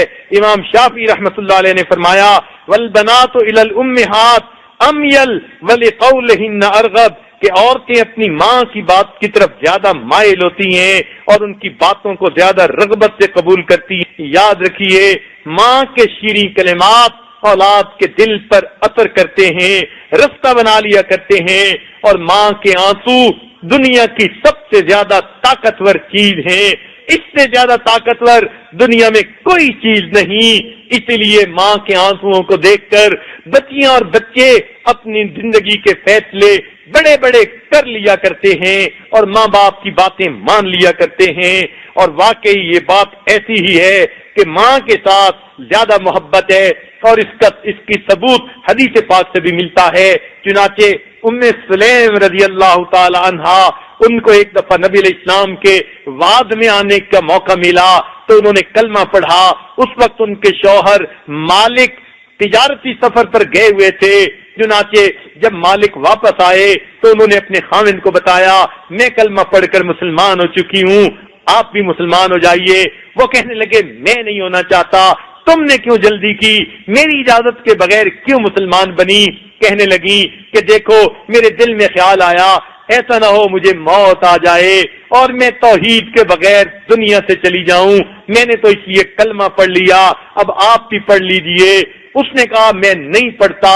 اتنے میں چھوٹا سا بچہ جس کا نام انس تھا، چند سال کا بچہ، یہ ماں باپ کے قریب آ گیا تو باپ نے کہا بیٹے انس نہ میں نے کلمہ پڑھنا ہے نہ تم نے پڑھنا ہے، یہ ماں تمہاری پڑھ چکی تو پڑھنے دو۔ جب انس نے سنا تو ماں کی طرف دیکھا، ماں نے پیار سے کہا میرے بیٹے میں بھی کلمہ پڑھ چکی، تم بھی کلمہ پڑھ لو۔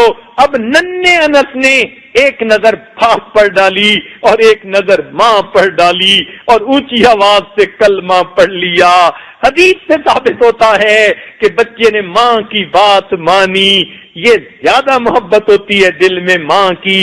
تو ماں کو چاہیے اس محبت کو قبول کرتے ہوئے جو ہے اس محبت کی وجہ سے اپنی اولاد کو دین کی تربیت دے۔ چنانچہ پہلے وقتوں کی مائیں اپنی اولاد کو دین سکھایا کرتی تھی. چنانچہ ایک بزرگ تھے، وہ اپنے زندگی میں چاہتے تھے کہ میں شہید ہو جاؤں. انہوں نے بیوی سے اجازت لی، آپ مجھے اجازت دیجئے، میں اس وقت تک جہاد کرنا چاہتا ہوں جب تک کہ شہید نہ ہو جاؤں. بیوی نے اجازت دے دی، دعاؤں کے ساتھ رخصت کر دیا.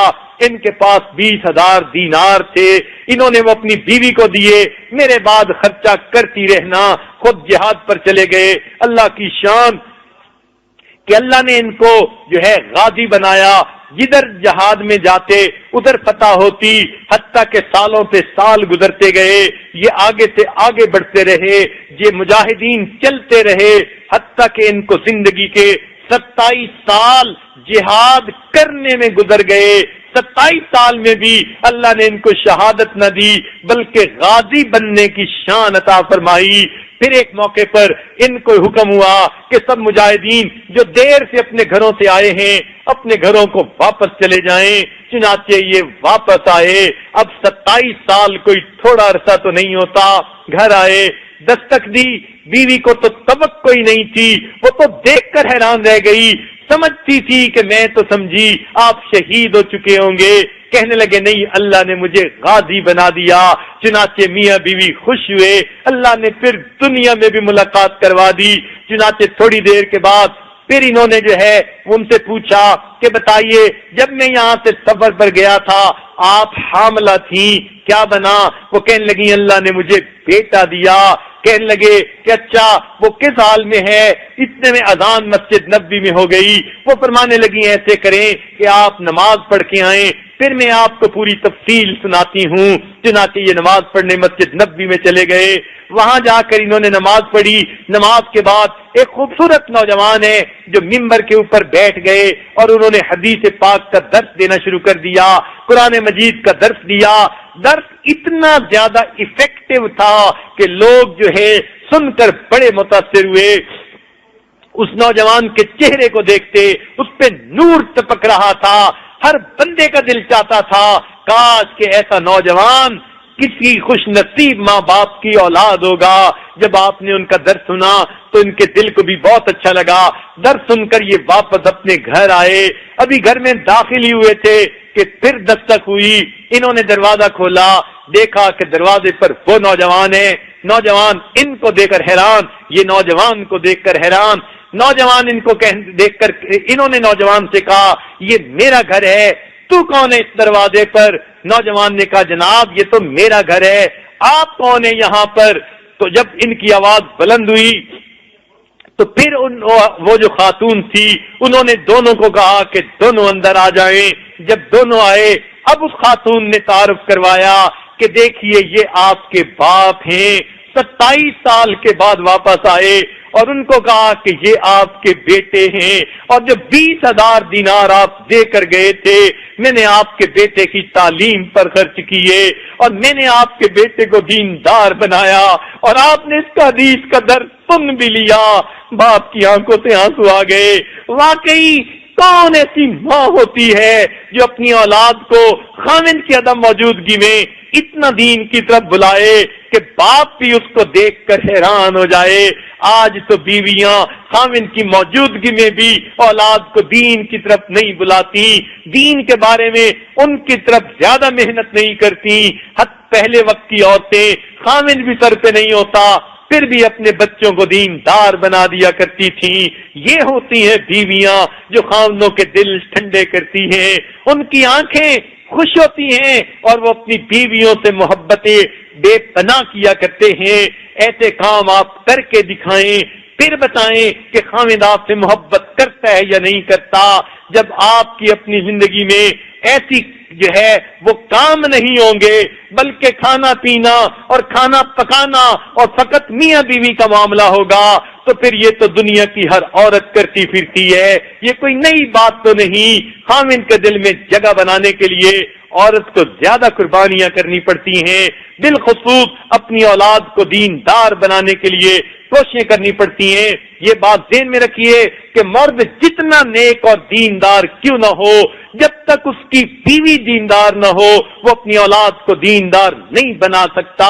ہم نے دیکھا مرد بڑا متقی ہے، بڑا پرہیزگار ہے، اپنی اولادوں کو دین کی طرف متوجہ کرتا ہے، سمجھاتا ہے، رو رو کے ان کو سمجھاتا ہے، لیکن جب خاوند باہر نکلتا ہے تو پیچھے سے بیوی اپنے اولاد کو کہہ دیتی ہے تمہارے باپ کا تو دماغ خراب ہے، اور بچے ماں کی بات مان لیتے ہیں، واقعی ابو کے دماغ کو کچھ ہو گیا، تبھی تو ٹی وی نہیں لاتے، تبھی تو ہمیں پردے کا حکم دیتے ہیں، باندھ کے رکھتے ہیں، یعنی گھر میں پردے میں رکھا تو گویا باندھ کے رکھنے والی بات ہو گئی، تو اولاد بے دین بن جاتی ہے، بے عمل بن جاتی ہے۔ اس لیے نبی علیہ الصلوۃ والسلام نے فرمایا کہ جب تم شادی کرنے لگو تو لوگ شادی کرتے ہیں، تنکح المرأۃ لاربعین، 4 وجہ سے عورت کے ساتھ نکاح کیا جاتا ہے، لمالہا، اس کے مال کی وجہ سے، ولحسبہا، اس کے خاندان کی وجہ سے، ولجمالہا، اس کے حسن و جمال کی وجہ سے، ودینہا، اور اس کے دین کی وجہ سے۔ تو نبی علیہ السلام نے فرمایا کہ تم عورت سے اس کی دین داری کی وجہ سے نکاح کرو۔ یہی تو مصیبت ہے کہ آج کل کے بچے چھوٹی عمر سے ہی پسند کی شادیوں کے پیچھے پڑ جاتے ہیں اور اس کو گناہ کبیرہ بھی نہیں سمجھتے۔ بچیاں بھی چاہتی ہیں ہم خود فیصلہ کریں، بچے بھی چاہتے ہیں خود فیصلہ کریں۔ یہ کتنی نامناسب بات ہے کہ جوان العمر ہیں، ان کو ازدواجی زندگی کا پتہ ہی نہیں کہ ازدواجی زندگی میں کیسی کیفیت بندے کی ہوتی ہے، کون اچھا خاوند ہوتا ہے۔ چھوٹے بچے کچے ہوتے ہیں، لہذا یہ اس کچے پن میں اپنے جو ہے وہ الٹے سیدھے فیصلے کر بیٹھتے ہیں۔ ایک بات ذہن میں رکھیے، a young leading the young is a blind leading the blind, they can both fall into the Dutch. اگر ایک اندھا ہو اور اندھے نے اس کا ہاتھ پکڑ لیا ہو تو دونوں گڑھے میں جا گریں گے۔ نوجوان بچے جو اپنی شادیوں کے فیصلے خود کرنا چاہتے ہیں، اس لیے وہ گڑھے میں گرتے ہیں۔ کہیں لڑکیاں روتی پھرتی ہیں، کہیں لڑکے روتے پھرتے ہیں۔ شروع میں شکل دیکھ کے پسند کر لیتے ہیں، ان کو ان کے کردار کا کیا پتا کہ اس کے بیوی کے اندر اخلاق ہیں، وفا ہے، یہ کردار کی کیسی ہے۔ چنانچہ اس جو ہے شکل کے اوپر نکاح کر لیتے ہیں، بعد میں جب وہ بیوی اپنے لچھن دکھاتی ہے تو پھر روتے پھرتے ہیں۔ اور اسی طرح لڑکیاں خاوند کی بات پر اس کو پسند کر لیتی ہیں اور بعد میں پھر روتی ہیں، بلکہ کئی جگہوں پر تو زہر کھا کے مر جاتی ہیں، بتانا بھی نہیں گوارا کر پاتی۔ ہم ماں باپ کو کیا منہ دکھائیں؟ شریعت نے کتنا پیارا اصول بتایا کہ بچی اپنے نیکی اور دین کے کام میں لگی رہے۔ جب یہ بچی جوان ہو جائے، ماں باپ اس کا رشتہ ڈھونڈیں، بہن بھائی ڈھونڈیں، بڑے ڈھونڈیں جو خود شادی شدہ زندگی گزار چکے۔ اب ان کو پتا ہے کہ ازدواجی زندگی کی کیا ضروریات ہوتی ہیں، جو خود یہ زندگی کا حصہ دیکھ چکے ہیں۔ چنانچہ ماں باپ 2-4 رشتے دیکھیں، پھر اپنی بیٹی کو بتائیں بیٹی ہمیں تمہارے لیے یہ 2-3 پرپوزل اچھے لگتے ہیں، اب آپ بتاؤ کہ آپ کی رائے کیا ہے۔ تو بیٹی اس میں سے اگر اس کا اپنی بھی رائے ہے تو بتا دے، ورنہ ماں باپ پر اعتماد کرے۔ یقیناً ماں باپ جو فیصلہ کرتے ہیں کبھی بیوی بیٹی کے حق میں برا نہیں ہوتا، مگر بچی کو سمجھ نہیں آ رہی ہوتی، اس لیے وہ کئی مرتبہ ٹھوکر کھا جاتی ہے۔ نیک لڑکیاں جو اپنے ماں باپ پر اعتماد کرتی ہیں، خوشیوں بھری زندگی گزارتی ہیں۔ ہاں 100 میں سے کوئی ایک فیصلہ کرنے میں ماں باپ بھی غلطی کھا سکتے ہیں، مگر لڑکی خود فیصلہ کرے گی تو 100 میں سے 99 بچیاں غلط فیصلہ کریں گی، اس لیے بعد میں روتی پھرتی ہیں۔ کیا آپ نہیں دیکھتی یورپ کے ماحول میں نوجوان بچیاں اپنی شادی خود کرتی ہیں، کئی سال شادی سے پہلے خاوند کے ساتھ لیو ٹوگیدر کرتی ہیں، سب کچھ میاں بیوی کا معاملہ کر چکی ہوتی ہیں، پھر جب شادی کرتی ہیں تو ڈائیورس ریٹ 90% سے زیادہ ہو جاتا ہے، اس لیے کہ نوجوان کسی اور نظر سے دیکھتا ہے اور بڑی عمر کے لوگ وہ زندگی کو حقیقت کی نظر سے دیکھتے ہیں. اس لیے دین اسلام نے کہا کہ ماں باپ کی رائے کو مقدم کر دیا جائے.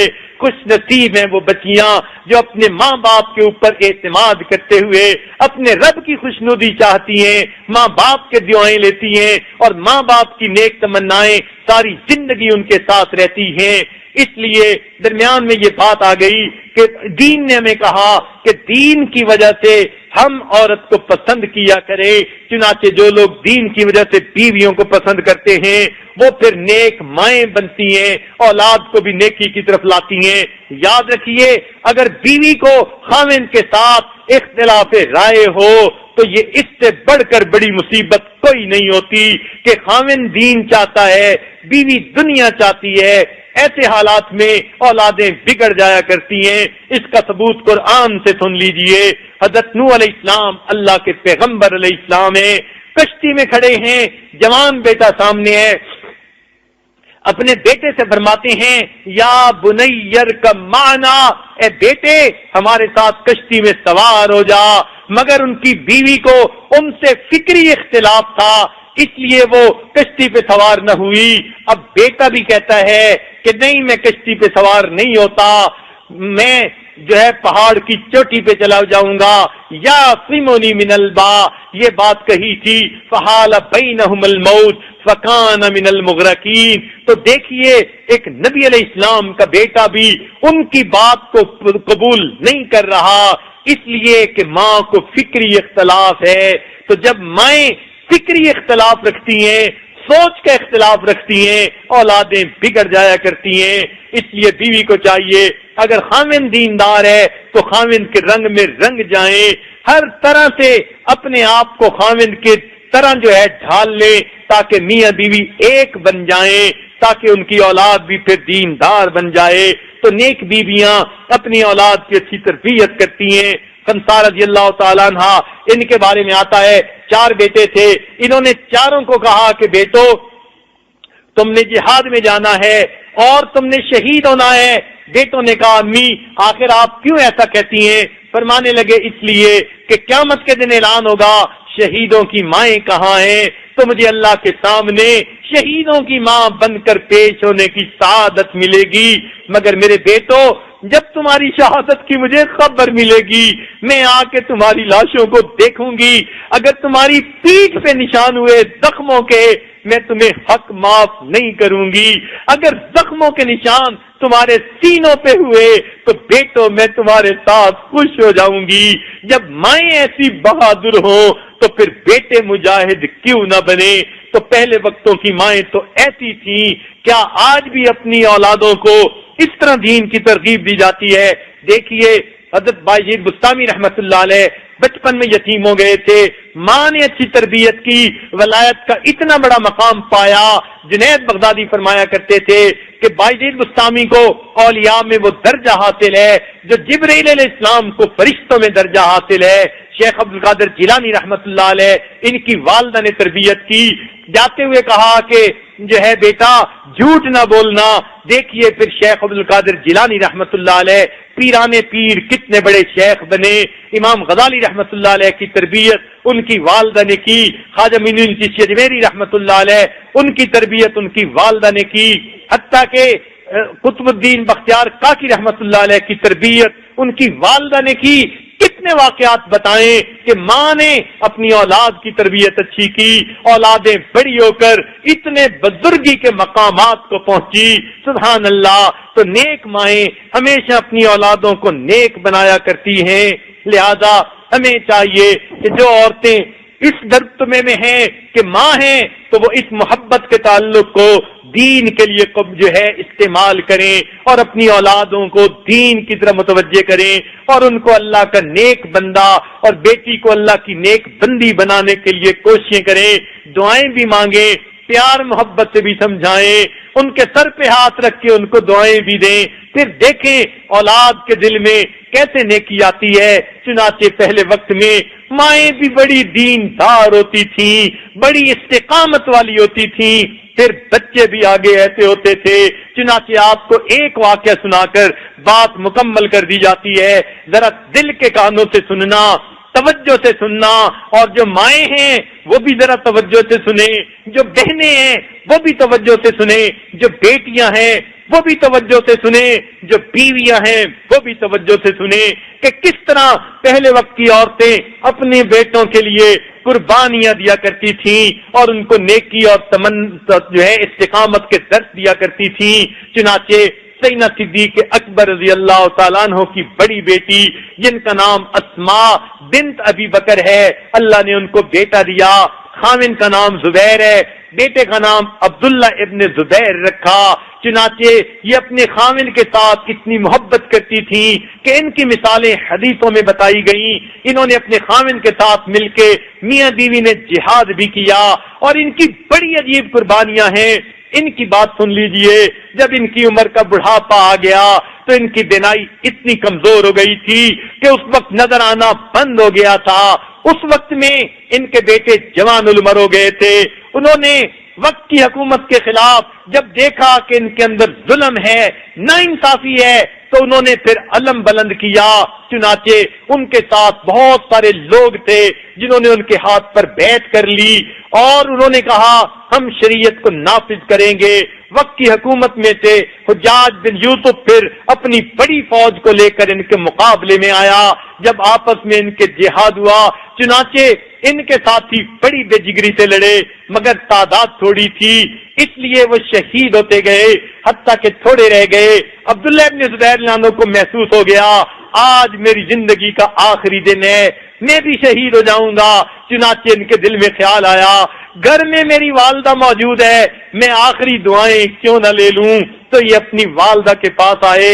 اب ذرا خیال کے تصور کے اندر ذرا سوچئے، ایک جوان العمر بیٹا ایک بوڑھی نابینا ماں کے پاس آتا ہے اور آ کر کہتے ہیں اماں میں تھوڑی دیر کے بعد شہید ہو جاؤں گا، تو میں آپ کی نصیحت لینے کے لیے، میں آپ کی وصیت لینے کے لیے، دعائیں لینے کے لیے آیا ہوں۔ تو ماں کی آنکھوں سے آنسو نہیں نکلتے، بلکہ ماں کہتی ہے اے میرے بیٹے اگر تو حق پر نہیں تو پھر تجھ جیسا بدترین بندہ دنیا میں نہیں کہ تو ناحق کی خاطر اتنا کچھ کر رہا ہے، اور اگر بیٹے تو حق پر ہے تو پھر تجھے ایک دن تو موت آنی ہی ہے۔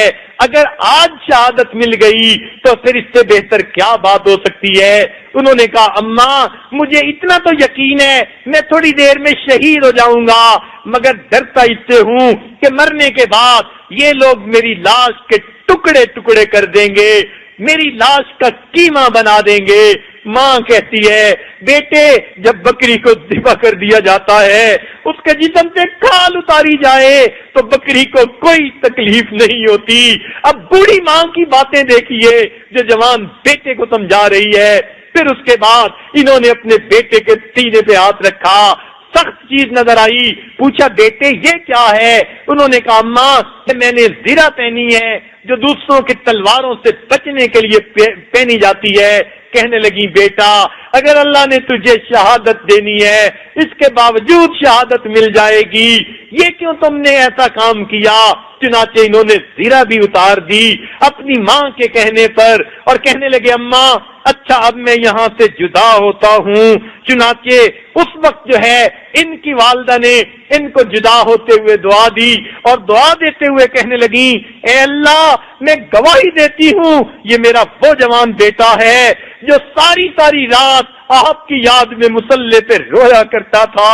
اللہ یہ وہ میرا بیٹا ہے جو حرمین کی گرمی کے باوجود سارا دن روزہ رکھا کرتا تھا۔ اللہ یہ وہ بیٹا ہے جس نے والدین کو حسن سلوک سے خوش کر دیا۔ اللہ یہ بوڑھی ماں کی دعائیں لے کر جا رہا ہے، میرے بیٹے کی قربانی قبول کر لیجئے۔ اس کے بعد یہ اپنے بیٹے کو کہنے لگی اے بیٹے میں تمہاری شکل تو دیکھ نہیں سکتی، ذرا میرے قریب ہو جا اور مجھے اپنے سینے سے لگانے دے اور مجھے پوتا لینے دے اور مجھے اپنے جسم کی مہک سونگھنے دے، میں تمہارے جسم کی خوشبو سونگھنا چاہتی ہوں۔ کتنی عجیب بات ہے، جوان بیٹے کے بارے میں شہادت کا یقین ہے ماں کو، مگر ان الفاظ سے جدا کر رہی ہے، اے بیٹے میں تیری شکل دیکھ نہیں سکتی مگر تو مجھے بوسہ لینے دے اور اپنے جسم کی مہک سونگھنے دے، تمہاری بوڑھی ماں تمہیں رخصت کرتی ہے۔ چنانچہ اس طرح ماں نے رخصت کیا اور عبداللہ بن زبیر عنہ بالآخر جا کر شہید ہو گئے۔ چنانچہ دشمنوں نے ان کو سولی پہ لٹکا دیا شہید ہونے کے بعد، تاکہ دوسروں کو وہ دکھائیں کہ ہم کتنے ظالم ہیں۔ ان کی لاش 40 دن تک کسی طرح لٹکی رہی، کوئی اتارنے والا نہیں تھا۔ حجاج بن یوسف کو لوگوں نے کہا کہ تم کیوں نہیں جو ہے ان کو اتارتے، ہمیں تو یہ منظر دیکھا نہیں جاتا۔ اس نے کہا کہ جب تک ان کی ماں سفارش نہیں کرے گی، اب وہ چاہتا تھا کہ عثمان رضی اللہ عنہ کے دل پہ جو غم ہے وہ آ کر مجھے کہیں تاکہ میں کہوں اچھا میں ان کو اونچے اتار دیتا ہوں، مگر ماں بھی بڑی خوددار تھی۔ چنانچہ انہوں نے کہا میں حجاج کے پاس نہیں جاؤں گی، گھر کے لوگوں نے ان کو مجبور کیا۔ چنانچہ انہوں نے اتنا کیا کہ قریب آئیں جہاں لاش لٹکی ہوئی تھی اور ایک فکرہ کہا کہ اس سوار کو سواری سے اتارنے والا کوئی نہیں۔ ان کے اس فکرے پر حجاج نے ان کو نیچے اتار دیا، مگر ماں کی بہادری بھی دیکھیے، 40 دن سے بیٹے کی لاش لٹکی ہوئی ہے اور ماں پھر بھی اتنی بات کرتی ہے کوئی اس سوار کو سواری سے نیچے اتارنے والا۔ سبحان اللہ، ایسی استقامت تھی ماں میں، تو پھر بیٹے بھی ایسے استقامت والے بنا کرتے تھے۔ آج اللہ رب العزت ہماری عورتوں کو دین کا غم عطا فرمائے تاکہ یہ خود بھی دین کے اوپر جان دل سے لگ جائیں، اپنی اولادوں کو بھی دیندار بنائیں، اپنی بچیوں کو بھی دین سکھائیں، بچوں کو بھی دین سکھائیں، اللہ تعالیٰ کی خوشنودی دنیا میں بھی پائیں اور آخرت میں بھی پائیں۔ پروردگار عالم ہمیں جہنم کی آگ سے بری فرما دے، کیونکہ اس نے ارشاد فرمایا قوا انفسکم واہلیکم نارا۔ اللہ ہمیں بھی آگ سے محفوظ فرمائیے، ہمارے اہل خانہ کو بھی آگ سے محفوظ فرمائیے۔ اور حدیث پاک کے مطابق یہ رمضان کا آخری عشرہ تو جہنم سے آزادی کا ہے، وآخرها عتق من النار۔ حدیث پاک میں ہے اللہ تعالیٰ بندوں کو جہنم سے بری کرتے ہیں، لہذا آج اس آیت پر بھی عمل ہو جائے گا۔ لہذا اللہ سے دعائیں کر لیجئے، اللہ ہم بڑے گناہگار ہیں، بڑے خطا کار ہیں، ہم نے زندگی میں بہت گناہ کیے، بڑی خطائیں کی، مالک رمضان المبارک کا دن بھی قریب ہو گئے، یہ نعمت والا مہینہ بھی ختم ہونے کو ہے۔ اے مالک آج کی اس محفل میں ہمارے گناہوں کو معاف کر دیجئے، ہمیں جہنم سے بری فرما دیجئے تاکہ ہم آپ کی اس آیت پر بھی عمل کر سکیں اور جہنم کی آگ سے بھی ہم بری ہو جائیں۔ رب کریم آج کی اس محفل میں اٹھنے سے پہلے ہمیں جہنم سے بری فرمائے۔ وآخر دعوانا ان الحمد للہ رب العالمین۔ کچھ دیر کے لیے مراقبہ کر لیجئے۔ اللہ کو اپنا بنا لو، اللہ کو اپنا بنا لو، اللہ کو اپنا بنا لو۔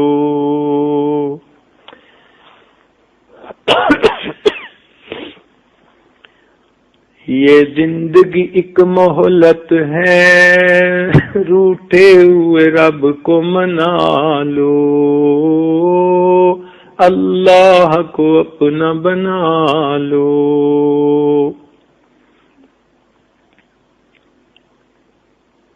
اللہ کو اپنا بنا لو، اللہ کو اپنا بنا لو، اللہ کو اپنا بنا لو۔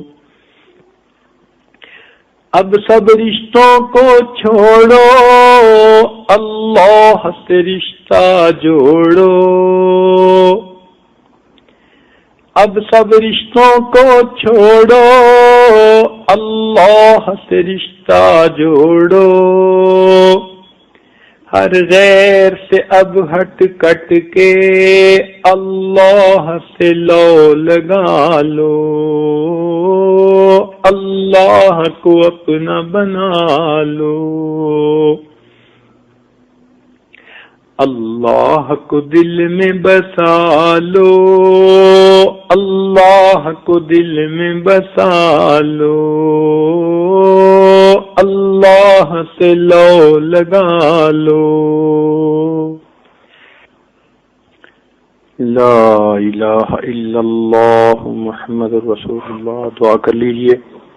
سبحان ربی العلی الوہاب، اللہم صلی علی سیدنا محمد وعلی آل سیدنا محمد وبارک وسلم۔ اے مالک، ہم آپ کے عاجز مسکین بندے ہیں، ہمارے گناہوں کو معاف فرما، ہماری خطاؤں سے درگزر فرما، ہمارے عیبوں کی پردہ پوشی فرما۔ اللہ ہماری نگاہوں کو پاک فرما، ہمارے دلوں کو صاف فرما، ہمارے سینوں کو اپنی محبت سے لبریز فرما، اپنے عشق کی آتش ہمارے سینوں میں پیدا فرما، ہمارے انگ انگ سے اپنے ذکر کو جاری فرما، روئیں روئیں سے اپنے ذکر کو جاری فرما، ہڈی ہڈی بوٹی بوٹی میں اپنی محبت پیدا فرما۔ اے مالک، ہمیں جہنم کی آگ سے محفوظ فرما۔ اللہ، رمضان المبارک کے دن ختم ہونے کے قریب ہیں، اے مالک ہم دامن پھیلائے بیٹھے ہیں، ہماری بے کسی پہ رحم فرما۔ اللہ، ہماری کمزوری پر رحم فرما۔ اے اللہ، ہم نفس اور شیطان کے مقابلے میں آپ کی پناہ چاہتے ہیں، اے مالک ہمیں اپنی پناہ عطا فرما۔ شیطان کے ہتھ کنڈوں سے محفوظ فرما، نفس کی مکاریوں سے محفوظ فرما۔ اے مالک، ہم گناہوں کا اقرار کرتے ہیں، ہم نے بڑی خطائیں کی، بڑے گناہ کیے، میرے مولا ہم مجرم ہیں۔ اللہ، ہم آپ سے رحم کی درخواست کرتے ہیں، اے مالک ہم رحم کی درخواست کرتے ہیں۔ اللہ، ہم پر رحم فرما دیجیے، اے اللہ ہم پر رحم فرما دیجیے۔